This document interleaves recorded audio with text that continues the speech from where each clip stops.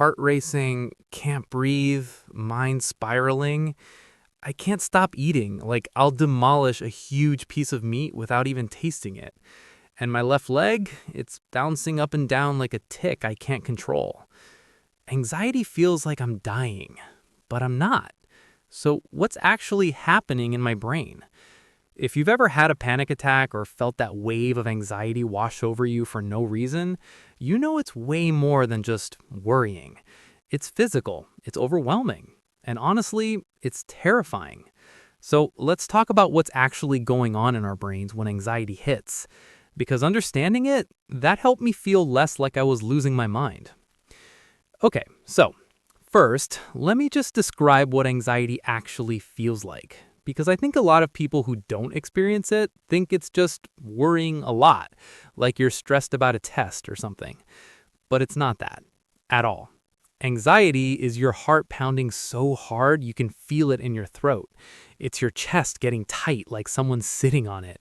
It's sweating, shaking, feeling dizzy. It's your mind racing with worst-case scenarios you can't turn off. And the weirdest part? Sometimes there's no reason. Like, I'll be sitting on my couch watching TV, totally fine, and then, bam, anxiety attack. Out of nowhere. So what is anxiety really? Well, from a neuroscience perspective, it's your brain's threat detection system going haywire. Your brain thinks you're in danger, even when you're not. Here's what I learned. There's this part of your brain called the amygdala. It's like an almond-shaped structure deep in your brain, and its job is to detect threats. Think of it like a smoke alarm. When there's actual danger, like a fire, the smoke alarm goes off. That's useful. That keeps you alive. But imagine if your smoke alarm went off every time you made toast. Every single time. That's what anxiety is. Your amygdala is screaming danger when there's no actual threat. And here's the thing. When your amygdala detects a threat, it doesn't wait for your rational brain to weigh in. It just takes over, instantly.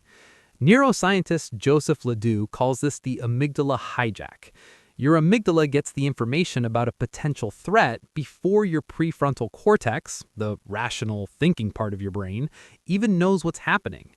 It's like your brain has a shortcut for danger, which makes sense from an evolutionary perspective, right?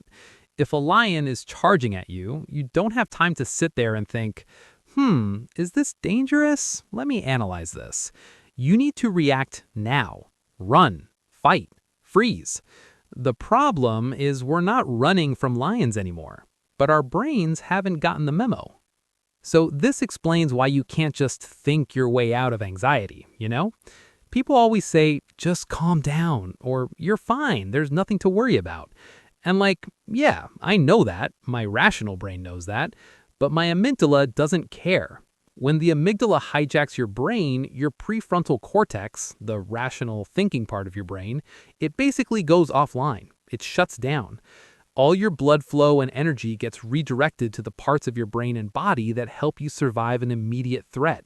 Your muscles, your heart, your lungs, not your ability to think clearly. This is why during a panic attack, you can't remember basic information. You can't focus.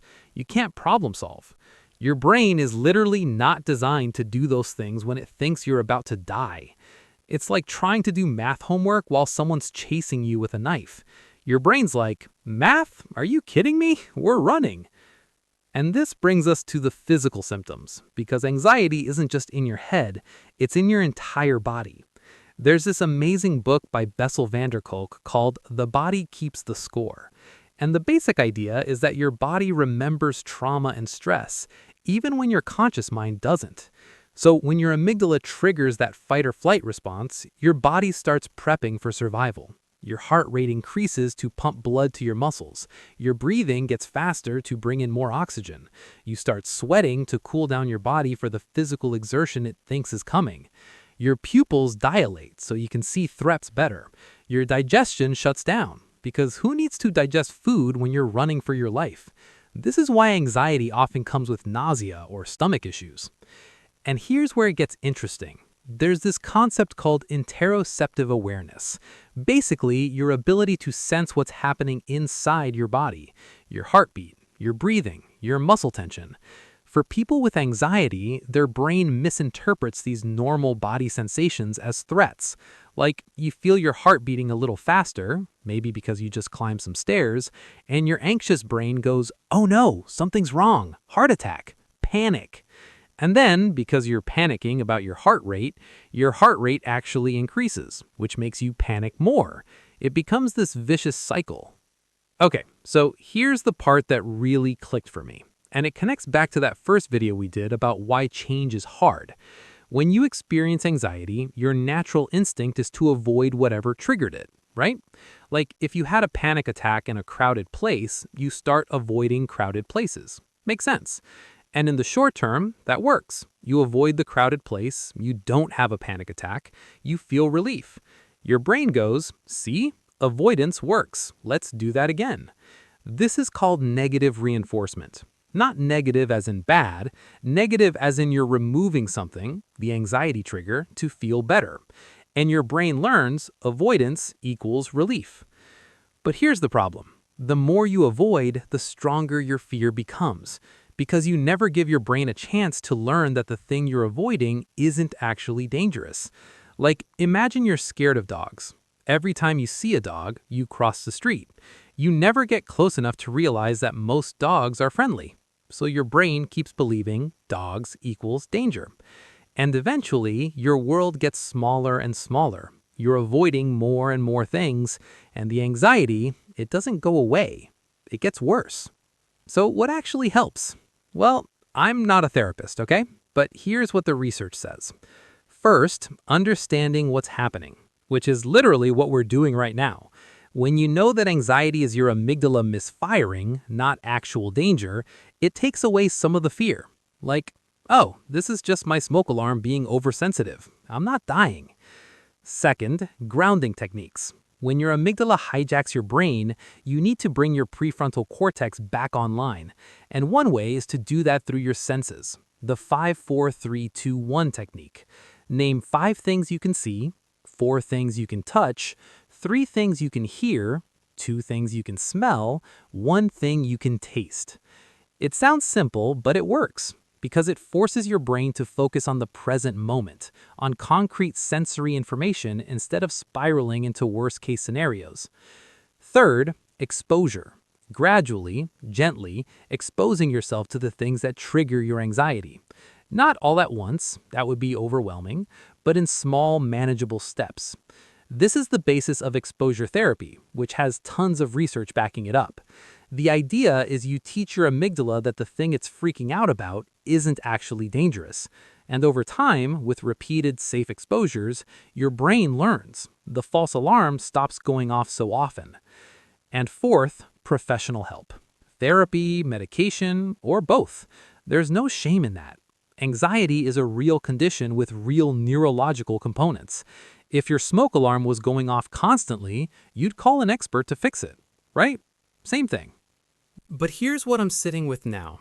If anxiety is just my amygdala misfiring, if it's just biology, does that mean my fear isn't real? Like intellectually, I know the threat isn't real, but my body is screaming that it is. So which one is true? The rational brain that says you're safe, or the panicking body that says you're dying? Both are me, both are real experiences. I think that's the hard part. Knowing the science doesn't make the experience less real. It just gives me a different way to hold it. My amygdala isn't the enemy. It's just overprotective. And maybe that's something I can work with instead of fighting against. Here's the thing. I still deal with anxiety. I still have moments where my leg won't stop bouncing and I can't stop eating, and my mind is racing at 100 miles per hour. It's not like I've fixed it, but understanding the neuroscience behind it, knowing that it's my amygdala being overprotective, not me being weak or broken, that helps. It really does. So I want to hear from you. If you experience anxiety, what does it feel like for you? What are your physical symptoms? Drop a comment, because I think a lot of us assume we're the only ones dealing with this stuff, and we're not. And hey, if you want to keep exploring the psychology and neuroscience behind the things we all experience, hit subscribe. Next week, we're diving into attachment theory, specifically how your childhood affects your adult relationships. And trust me, it's eye-opening. Thanks for being here. And remember, you're not broken. Your brain is just trying to protect you, even when it gets it wrong.